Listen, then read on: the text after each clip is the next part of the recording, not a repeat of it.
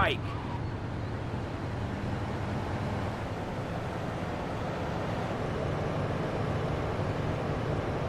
No, my bike!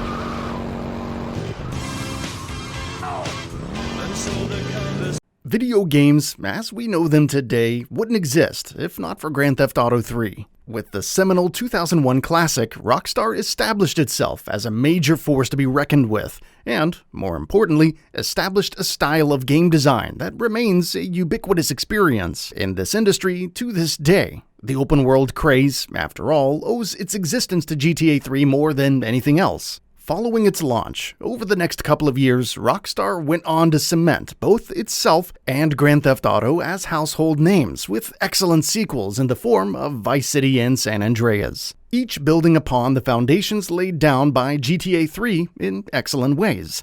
Packaging these three games together in a collection that brings them to modern hardware with meaningful visual and gameplay improvements should have been a slam dunk for Rockstar. On paper, it sounds like an excellent idea, one that is guaranteed to be yet another remarkable victory for a series that keeps going from strength to strength. And yet, with Grand Theft Auto The Trilogy Definitive Edition, what Rockstar and developer Grove Street Games have instead ended up delivering is a thoroughly uneven experience that fails to live up to its name, and the legacy of the three all-time classics it repackages. Watch yourself.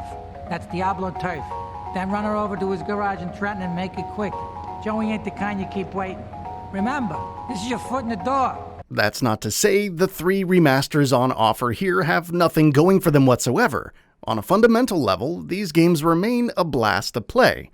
That should come as no surprise, seeing as GTA 3, Vice City, and San Andreas are, to this day, among the best games ever made, and going back to them in any form is bound to be enjoyable. Of the trio, GTA 3 in particular, and Vice City to some extent, do show their age in terms of game design, and can feel a bit too quaint by modern standards, especially when compared to what the series itself has accomplished in the years since then. But for those who have a hankering to revisit these games, or perhaps to experience them for the first time, there's plenty of fun to be had here.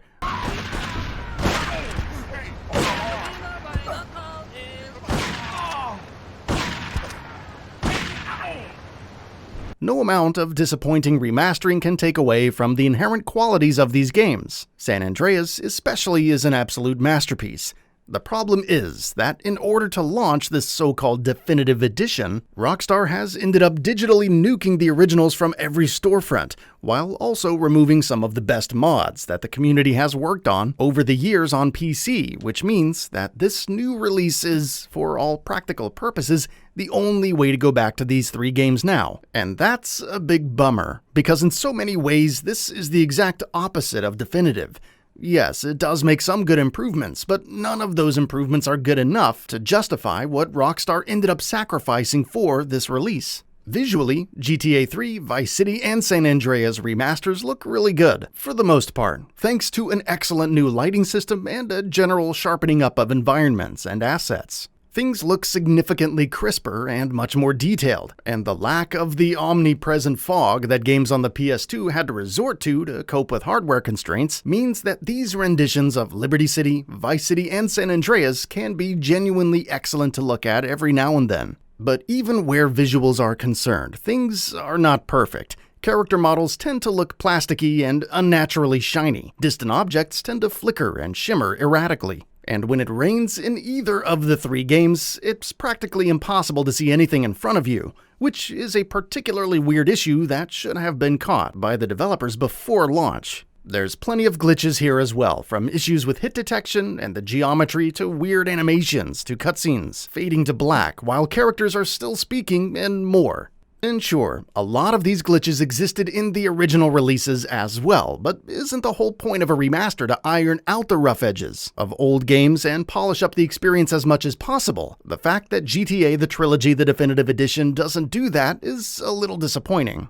Quality of life changes are a bit hit and miss as well. What is on offer in this area is definitely appreciated, such as the ability to instantly reload failed missions, or place waypoints on the map, or new controls for gunplay, aiming, and drive-bys that are based on the much more modern GTA 5 control scheme. What's disappointing is that there are other obvious improvements that the trilogy could and should have made but didn't. For instance, the GPS feels quite outdated, because you still constantly have to keep looking at the minimap on the bottom left, which not only takes you out of the experience but can also lead to what would otherwise have been easily avoidable crashes. Simple on-screen prompts informing players that there's a turn coming up, for instance, could have easily fixed this issue. Similarly, while the aforementioned ability to instantly reload failed missions is certainly appreciated, it's disappointing that there isn't a more robust checkpoint system on offer here. When you restart a failed mission, you do so from its very beginning,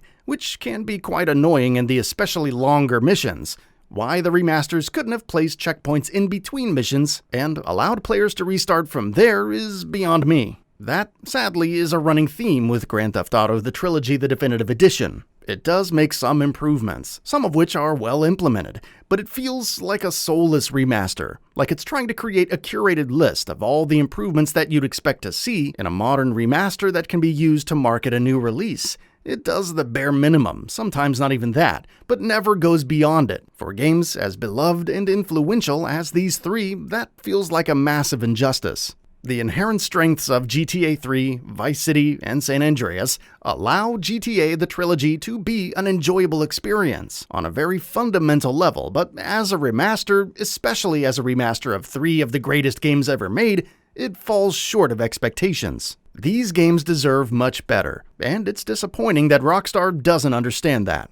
And that brings us to the end of the video. A quick request: we upload new videos every single day, and if you like what we're doing, please consider subscribing. It really helps us out. Also, don't forget to enable all notifications by clicking the bell icon so that you can receive daily video updates.